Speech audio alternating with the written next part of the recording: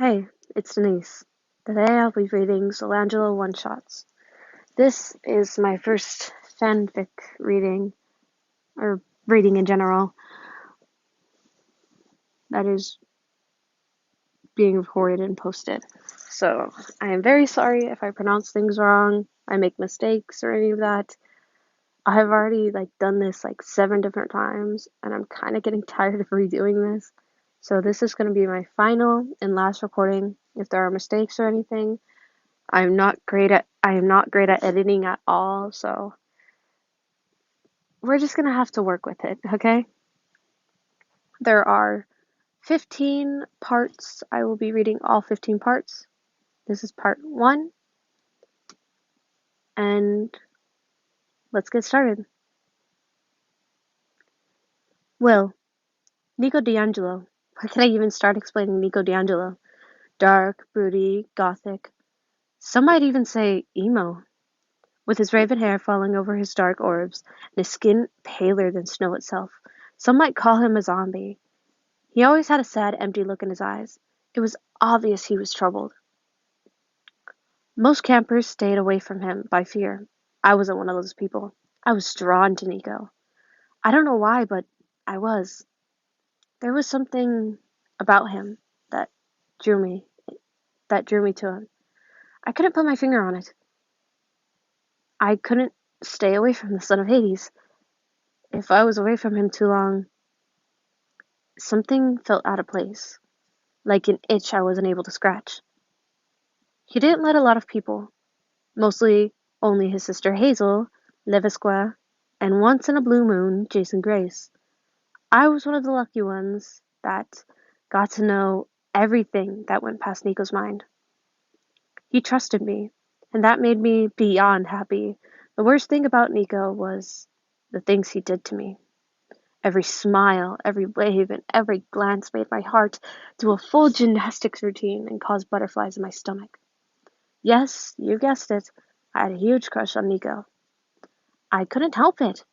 His his his smile and laugh, though rare, were beautiful, and his eyes, oh gods, above his eyes, he looked they looked like melted chocolate, and the amount of self restraint I had to put in not getting lost in his eyes every time we talked was immense. Him and I had been friends since those 3 days. I forced him to stay at the infirmary. He grew we grew closer, and eventually I developed a crush on him. And he reciprocated and he reciprocated my feelings. We never did anything about it. Just stay friends. But knowing he returned my feelings made me ecstatic. Every time I thought about him, which was a lot. Each time I saw him, I wanted to kiss him. But he hadn't he hadn't he had a thing with physical contact. I hated when he up and left. He stayed at Camp Half-Blood most of the time, but sometimes he'd just leave for weeks without a goddamn warning. Yes, I know Camp Jupiter had his sister and the underworld had his father, but I couldn't help but wonder I meant if I meant to him as much as he meant to me. It was hard loving someone that never showed hardly any emotion at all. Yes, I knew he liked me, but anxiety is still a thing with demigods. The only times I saw Nico show real emotions was when he was under enough painkillers that could put down a bull. After his shadow troubles, or when he told me he liked me.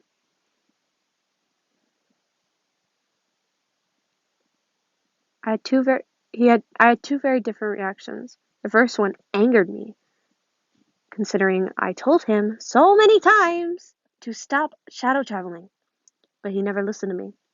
The second one made me made my completely melt made me completely melt because the way his eyes lit up. When I told him his feelings weren't one-sided.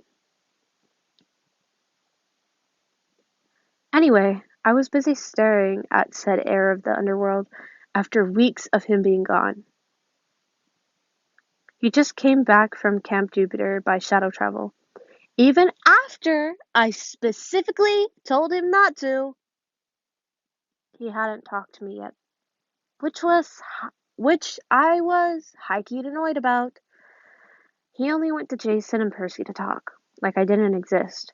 I sat in the grass in the front of the infirmary, taking a bite out of my apple. I tried to keep my attention off the son of Poseidon, Sparky McGee, and Nico, but I failed miserably. I stared at the three speaking. Nico chuckled, ran a hand through his dark locks. Gods, what I would give to touch his hair.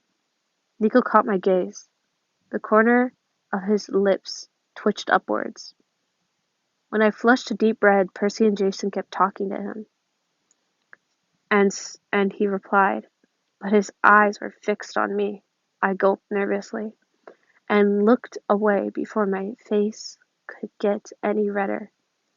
I looked down at my apple, suddenly very interested with the seeds of my Granny Smith.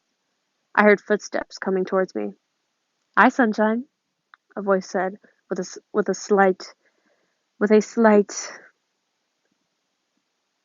and sexy, if I say myself, Italian accent. I looked up from my apple to be faced by the Ghost King himself.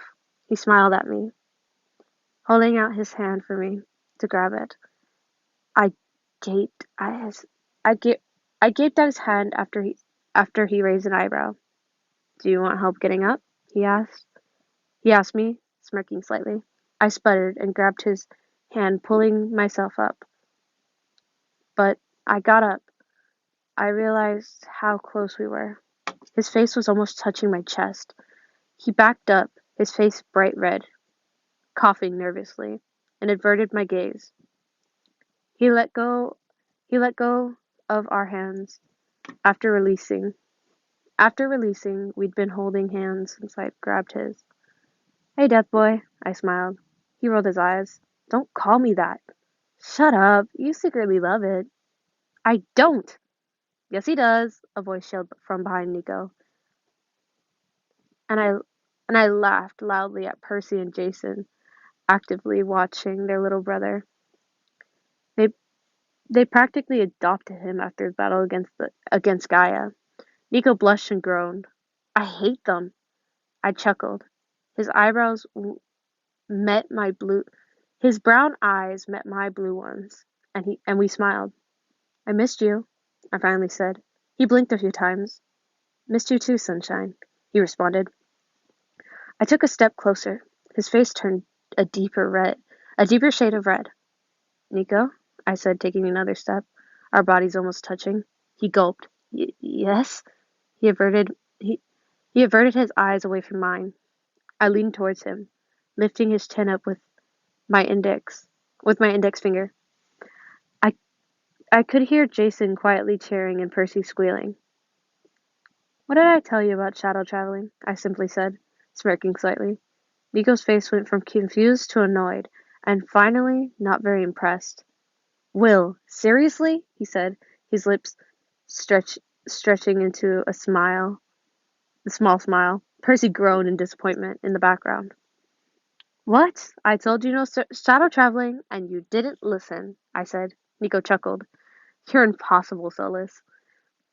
"If I'm being honest, Nico D'Angelo, I think you're the impossible one here."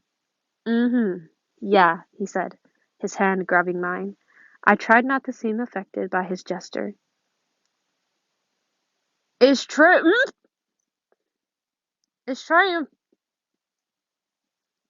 Before I could register anything, Nico yanked me down, kissing me.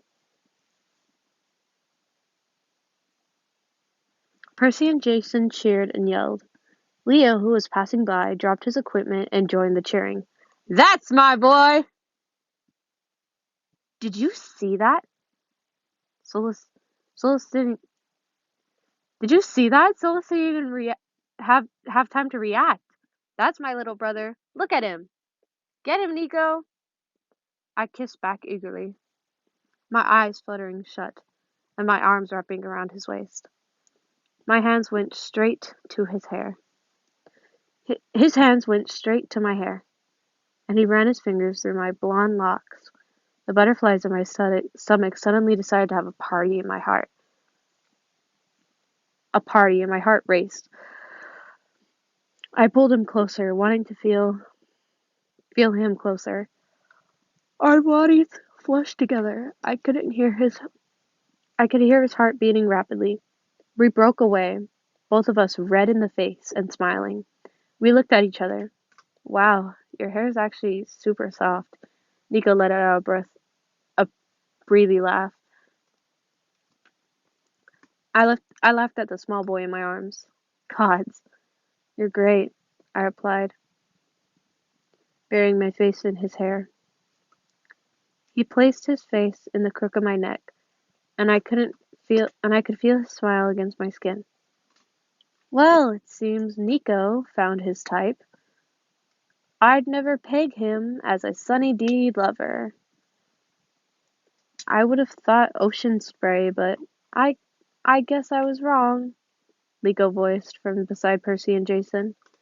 Before I could assist to Valdez's murder, Nico pulled away from the hug and kissed me again. We kissed while Jason kept Percy from destroying Leo. Nothing would ruin this moment, except maybe the Hispanic boy getting murdered.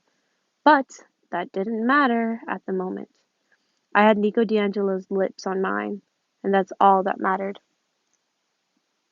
Well, that is the end of part one of the Solange one-shots this series. I will be posting part two very soon. I love you guys. Bye.